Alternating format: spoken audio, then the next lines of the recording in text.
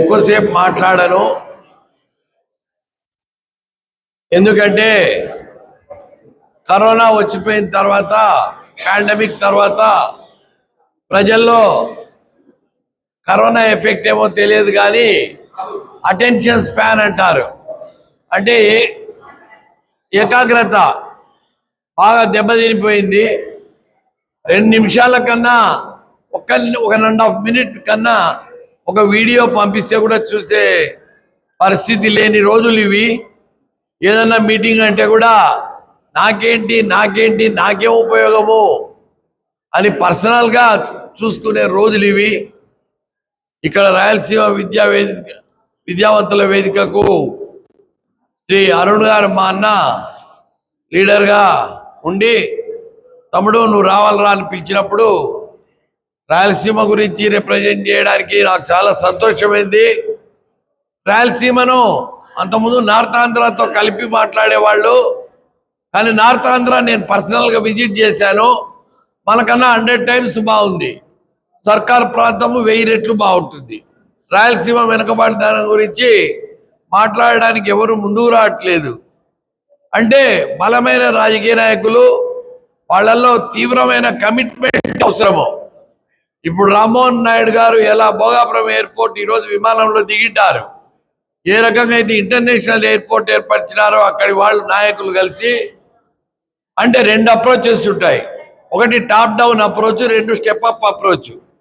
Top down అప్రోచ్లో లీడర్స్లో ఎక్కువ కమిట్మెంట్ ఉంటుంది. రాజకీయ నాయకులలో అక్కడ ఉండే ఎంపీలు కానీ, ఎమ్మెల్యేలు కానీ, మినిస్టర్లు కానీ అన్ని పార్టీలకు చెందిన వాళ్ళు ఒకటై, అరే ఈ ప్రాంతం మనది వెనుకబడింది, మనం ఇన్ని సంవత్సరాల నుంచి పవర్లో ఉన్నాము, ప్రజలు మనల్ని నమ్ముకుంటున్నారు, ఏదో ఒకటి మనం చేసి మన తుది శ్వాస లోపల, ఇక్కడ ఎవరు శాశ్వతం కాదు, ఇక్కడ కూర్చున్న వాళ్ళు కూడా ఎవరు శాశ్వతం కాదు, ఏదో ఒకరోజు అందరూ వెళ్ళిపోవాల్సిందే ఇక్కడి నుంచి.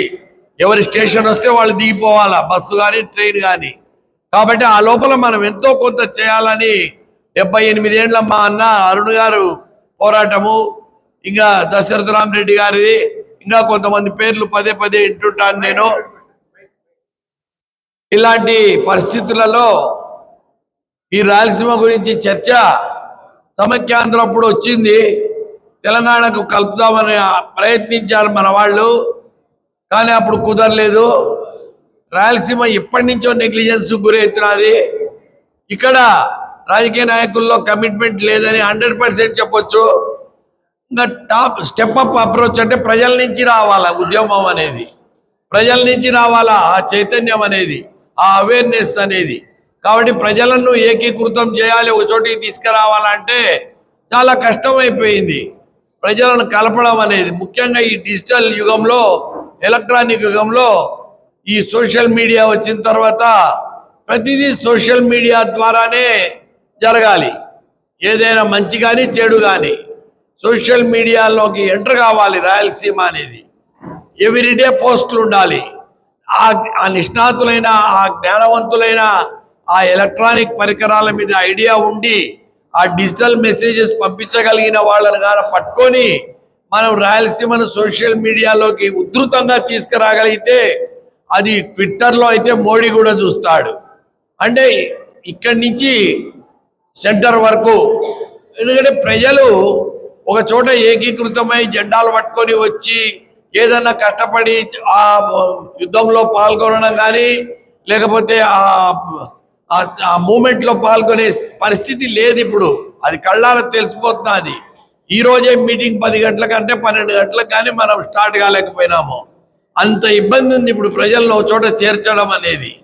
కాబట్టి ఇటువంటి తరుణంలో రాయలసీమ గురించి కొంత గొప్ప అవగాహన ఉన్న వాళ్ళంతా ఒక చోట చేరి అన్ని రకాల ఆలోచించి కొన్ని రెజల్యూషన్స్ పాస్ చేసుకొని ముందుకు పోవాలి. అన్నగారు చెప్పినట్టు నా వంతు కర్తవ్యం నేను తప్పక పాటిస్తానని మీ అందరి ముందు ప్రమాణం చేస్తూ, రాయలసీమలో అద్భుతమైన డెవలప్మెంట్ జరగాలని, ఆ కళ నెరవేరాలని నేను కోరుకుంటూ ఈ అవకాశం ఇచ్చిన అందరికీ మరొకసారి ధన్యవాదాలు తెలుపుకుంటున్నాను. Thank you.